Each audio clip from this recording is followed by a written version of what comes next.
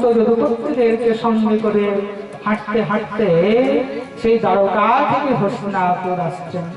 আর দ্বারকা থেকে হস্তিনাপুর আসতে আসতে মাঝে একটা জঙ্গল পড়ে।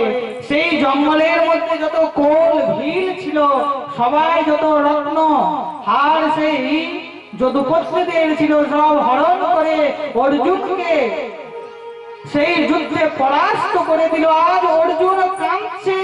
যেই অর্জুনের কথাতে থরথর করে লোক কাঁপত, আজ যখন পরমেশ্বর ভগবান নেই সেই অর্জুন কাঁদছে। ভাবুন, যেদিন ভগবান ছিল সেদিন অর্জুন নিজের অহংকারে ছিল, আজ ভগবান নেই, অর্জুন থরথর থরথর থরথর করে কাঁদছে। হে প্রভু, যতদিন তুমি ছিলে ততদিন এই গান্ডীবের মর্যাদা ছিল, আজ তুমি নয়, এই গান্ডীবেরও কোনো মর্যাদা নেই।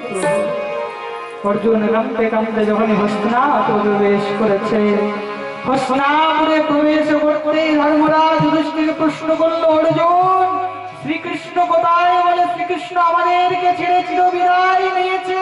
এই কথা শুনতেই সেখানেই ধর্মরাজ যুধিষ্ঠির মূর্ছিত পড়ে গেল। কি কথা বলছো অর্জুন? আর ভগবান এই সংসারে নেই। আজ সমস্ত হস্তিনাপুর বসে কাঁদছে। এই কথা শুনতেই তো সঙ্গে সঙ্গে মা কুন্তীর মৃত্যু হয়ে গেল। কিছুক্ষণ পর যখনই ধর্মরাজ যুধিষ্ঠিরের প্রাণ বাঁচানো হলো, তাকে অজ্ঞান থেকে ফিরে আনা হলো, কাঁদতে লেগেছে। হে প্রভু, যখন তুমি আমাদেরকে ছেড়ে চলে গেলে আমরাও এই জগৎ সংসারে থাকবো না, আমরাও এই জগৎ সংসার ত্যাগ করে চলে যাব। তারা সবাই স্বর্গরাহনে গেলেন, তারা সকলে স্বর্গের জন্য উদ্যত হলেন। পরীক্ষিতকে রাজ্য দিয়েছেন, আর পরীক্ষিতকে রাজ্য দিয়ে তারা বনগমন করেছেন। আসুন, পরীক্ষিতের রাজ্য অভিষেক হচ্ছে, আমরা সবাই আনন্দমগ্ন হব। দিব্য পরীক্ষিতের রাজ্য অভিষেক স্মরণ করিয়েছেন। রাজ্যাভিষেক হয়ে সমস্ত যাদব বংশ, সমস্ত পাণ্ডব বংশ স্বর্গরাহনে বেরিয়ে গেলেন। বলে ভক্তবৎসল ভগবান কি জয়, জয় জয় শ্রীরাম।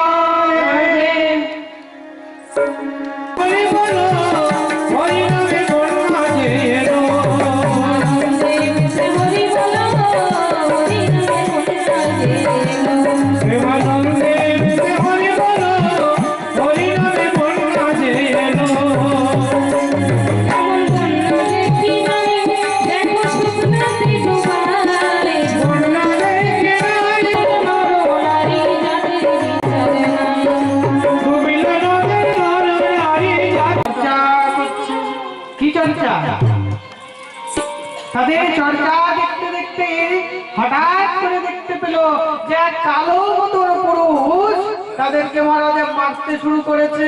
যখনই দেখেছে এদেরকে মারছে, হারাই দাঁড়াও দাঁড়াও দাঁড়াও, এইভাবে অত্যাচার করছো গাভী আর বিষের মধ্যে কেন? বলে এই গাভী আর বৃষ হলো, একজন হলো ধর্ম, একজন হলো পৃথিবী। আমি জগৎ সংসারে না ধর্মকে থাকতে দেব, না পৃথিবীকে থাকতে দেব। বলে কেন? বলে যদি ধর্ম থাকে তবে বলছে আমি থাকতে পারবো না। সত্য যুগে ধর্মের ছিল 4 চরণ, আমি এক চরণকে ভেঙে দিলাম, তেতা এলো, তেতাতে আমি এক চরণকে ভাঙলাম, মাত্র 2 চরণ হলো দাপর, আর দাপরে আমি একটা চরণ ভেঙে কলিযুগে মাত্র 1 চরণে ধর্ম রয়েছে। সেটা কিসে? না দানের মধ্যে। আর যেদিন এই দান ঘুচে যাবে, কলিযুগে ধর্ম ঘুচে যাবে। দিব্য যখন সেই তাদেরকে অত্যাচারের কথা বলা হলো, শ্রী পরীক্ষিত মহারাজ বলল, থামো, হে কলি, তুমি এইভাবে আমার রাজ্যের মধ্যে অত্যাচার করতে পারবে না, ফিরে যাও এখান থেকে।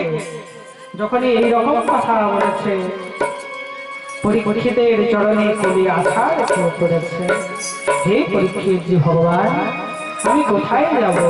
এই সম্পূর্ণ পৃথিবী তো তোমার রাজত্ব, আর তুমি যদি চলে যাও, তুমি যদি আমাকে এখানে থাকতে না দাও, আমি কোথায় থাকবো?